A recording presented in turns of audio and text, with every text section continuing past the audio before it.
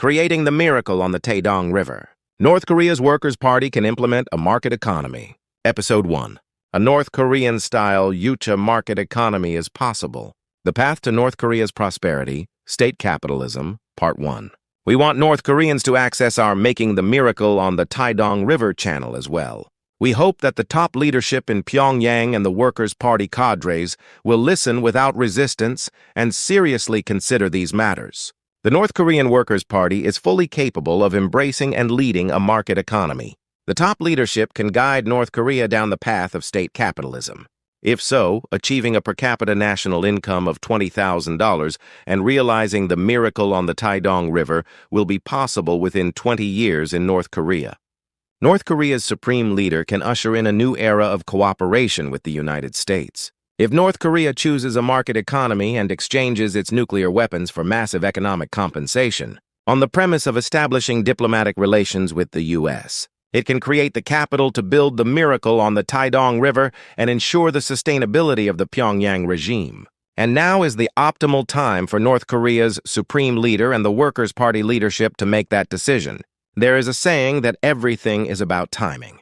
Although the North Korean leadership has built nuclear weapons and missiles while enduring various hardships to raise the weight of its military power, it is still only a half success. Furthermore, we do not yet know if even that success is a genuine one.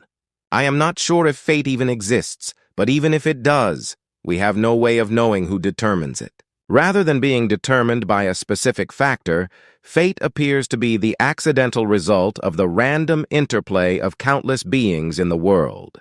Fate is not a definition of a predetermined future. It is merely a post hoc evaluation that explains the outcome of the process of having passed through the present. The future referred to as fate does not exist, and therefore none of us can know fate, let alone the tomorrow that does not yet exist. In a future without substance, there exists only probability, which no one can guarantee. Therefore, the best we can do is simply to rationally seek and act upon the best possible course of action to increase those probabilities. What is the best for North Korea? What is the best for the Workers' Party leadership in Pyongyang? What is the best for the North Korean supreme leader? And what is the best for the North Korean people? It is difficult to find an answer that is best for everyone, and such an answer does not exist in our world. That is why we all live by making compromises. Therefore, in North Korea, a realistic course of action must be best for the supreme leader while also being somewhat beneficial to the Workers' Party and the people. Furthermore, it must appear probabilistically feasible in the future.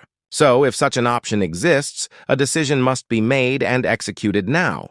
For the North Korean leader, the ultimate goal is to guarantee the continuation of his position and hereditary succession within the current system under that premise. Strengthening the state would be the second best option, while improving the lives of the people would be the best. However, this is a matter of money.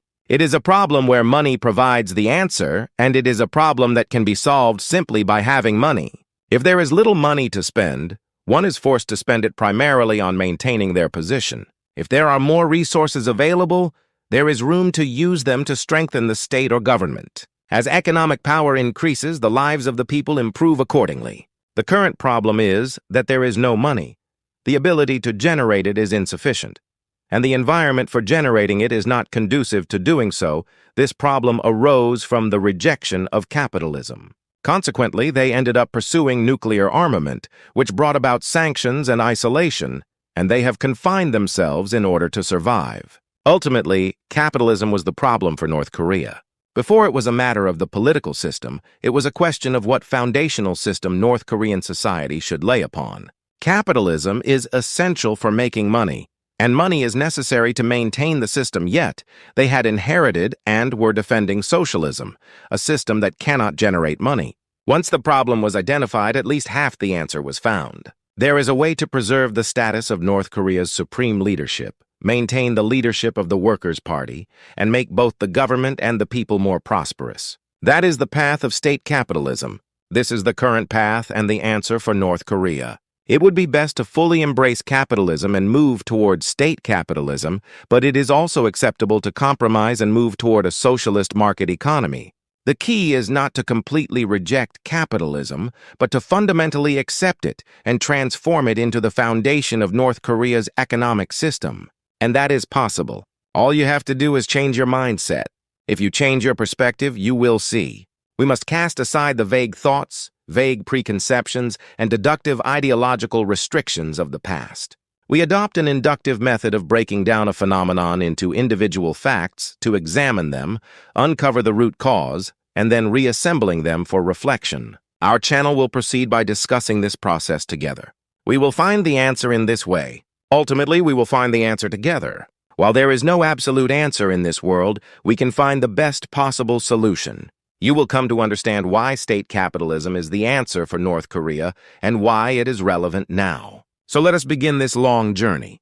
Since North Korea became nuclear-armed, discourse on unification in South Korea has significantly diminished, and Pyongyang has shifted its focus from unification to a two-state theory. The Pyongyang leadership seems to believe that possessing nuclear weapons allows them to maintain their hereditary regime as long as they keep their internal affairs under control.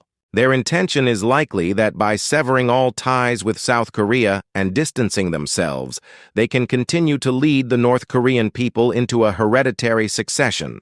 However, can nuclear weapons truly guarantee the hereditary succession of the Pyongyang regime?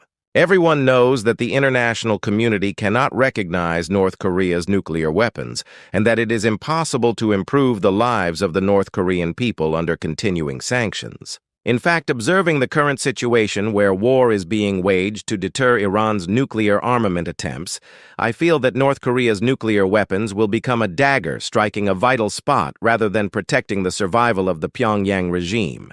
Nuclear proliferation is a red line that the United States must absolutely block to protect the current U.S.-led world order. Historically, the United States has made mistakes, but once it attempts to correct those errors, the world has changed. The U.S. has sometimes been delayed while trying to avoid intervention, but once it participates, history has changed. As everyone knows, the victory in both world wars was decided by the United States' belated participation, and the U.S. became the world's most powerful nation. Saddam Hussein of Iraq misjudged the United States and played ambiguously games regarding the development of weapons of mass destruction, inviting an attack. Ultimately, Iraq was devastated, and he himself was executed. This war with Iran is even more shocking. Most of the Iranian leadership was beheaded in the early stages by precision bombings from the U.S. and Israel, and now, due to the U.S. blockade, Iran stands at the crossroads of national destruction. While it is true that the United States missed the timing and was late in North Korea's denuclearization, that does not justify it. It is clear that the moment the U.S. attempts to rectify the situation with a North Korea that is already nuclear-armed, the Pyongyang regime will stand at a crossroads of survival. South Korea will also be swept up in that turmoil. The general consensus is that while pressuring the Pyongyang regime is essentially a matter of cost and utility, it would actually be easier than dealing with Iran once the absolute necessity of preventing nuclear armament arises. The Pyongyang regime is far more economically vulnerable than Iran and has a shallower defensive depth, leaving it entirely exposed to a first strike. For the Pyongyang regime, nuclear weapons are only effective if they are assumed to be usable, since North Korea would vanish from the map the moment they are fired. They cannot be used first for survival, and they are practically useless in a situation where war actually breaks out. Furthermore, if the United States enters into war, it is certain that North Korea's military capabilities will be nearly neutralized by a preemptive strike by the U.S. military employing cutting-edge technology. If the United States were determined to blockade North Korea, how long could North Korea endure it? Could the United States, China, and Russia, who are acting aggressively while wielding the power of hegemonic nations, help the Pyongyang regime, even at the risk of war? The answer is definitely no. Doesn't that send chills down your spine? The Pyongyang leadership must now find a way out before it is too late. Nuclear weapons cannot protect the Pyongyang hereditary regime. If the United States leaves North Korea's nuclear weapons unchecked, maintaining the balance of power in Northeast Asia will be too expensive. The U.S. does not want to spend that money, and its ability to do so is steadily weakening. The moment the U.S. attempts to relieve that burden, A anxious South Korea, Japan, and Taiwan will attempt to arm themselves with nuclear weapons, and a nuclear proliferation domino effect will spread beyond Northeast Asia to the Middle East and the entire world. Since such a situation poses a fatal threat to the U.S. hegemonic order, it becomes worthwhile for the U.S. to bear the cost and risk of eliminating North Korea's nuclear weapons. Furthermore, the fact that bringing down North Korea would give the U.S. an advantage in its hegemonic competition with China cannot be overlooked. Even without occupying or taking over North Korea, the burden that North Korea's chaos would impose on China is sufficient to torment China. For the United States, a decapitation operation against the Pyongyang leadership could be the most cost-effective and quick solution.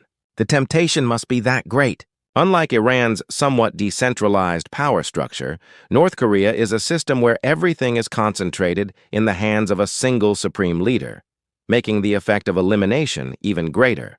Cadres in Pyongyang, if the Party Central Committee is eliminated, can the Pyongyang regime truly survive? Do you not believe that the supreme leader is the state and the system itself? If the substance of the Baekdu bloodline disappears, to what will you pledge your loyalty? Do you even have an ideology to pledge your loyalty to? You have a homeland and people to protect, but must that necessarily be the current system? The current system has failed to feed the people well, has only caused them hardship, and has plunged the country into poverty. Yet we have endured it because we were told to put up with it, citing national defense, protecting the country, and the revolution as the priority. However, as the saying goes, too much of a good thing is bad. If you cross the line with excessive nuclear armament and invite an attack from the United States, whom will you blame? For whom are these nuclear weapons, which hold the survival of the country and the people hostage, truly intended? Pyongyang's top leadership, please think again. While nuclear weapons may appear to temporarily raise their value, they can never truly serve as a guardian for the regime and its people. They might extend the regime's lifespan slightly, but they can never improve the lives of the people or make North Korea prosperous. What is clear is that if the cost of managing nuclear proliferation due to North Korea becomes unbearable for the United States, the U.S. will spend money on cost-effective decisions to eliminate the problem of North Korea. The logic of money is ruthless. Money is something to be feared and dreaded. If the costs were manageable for North Korea until now, they will become unbearable for a North Korea that is expanding its nuclear arsenal. Then, massive U.S.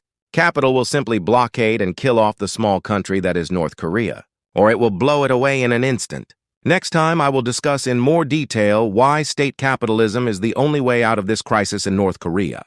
Thank you.